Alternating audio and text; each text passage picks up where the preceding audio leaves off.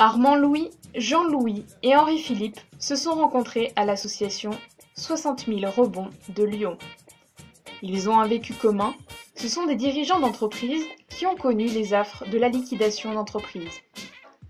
Le regard des autres qui change, le divorce, les difficultés familiales, la chute aux minimums sociaux, la balkanisation dans la société, le lot de tout entrepreneur qui connaît l'échec. La très grande difficulté du rebond. Dans le monde anglo-saxon, l'entrepreneur qui connaît l'échec est valorisé parce qu'il a acquis une expérience. Dans notre société, il est rejeté parce qu'il a échoué.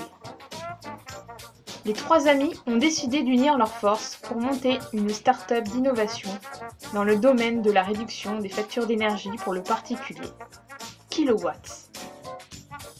Comme il l'indique, l'association leur a permis de devenir des start-upers. Certes vieux, mais start-upers quand même. Henri Philippe souligne que sans l'association, ce rebootage de vie n'aurait jamais pu avoir lieu. Coach et parrain, que des gens merveilleux. Armand Louis fait remarquer qu'il n'a jamais rencontré autant de bienveillance et de nouveaux amis en si peu de temps. Rompre la solitude de l'échec est une des clés du rebond. Jean-Louis admet que sa colère a commencé à tomber le jour où il a vu des entrepreneurs qui, comme lui, étaient passés à la machine à broyer, ceux qui essayent de créer de l'emploi. Il a pu commencer à faire son deuil. Pour chacun d'eux, l'association devrait être une priorité nationale, tout simplement parce que 60 000 faillites, c'est plusieurs centaines de milliers d'emplois perdus.